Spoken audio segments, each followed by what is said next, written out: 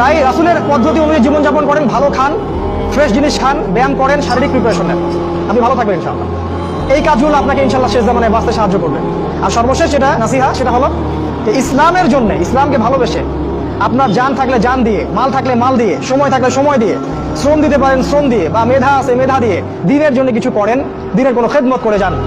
এই কাজগুলো পরকালে আপনার জন্য সদকায়ে জারিয়ার মাধ্যম হবে ইনশাআল্লাহ।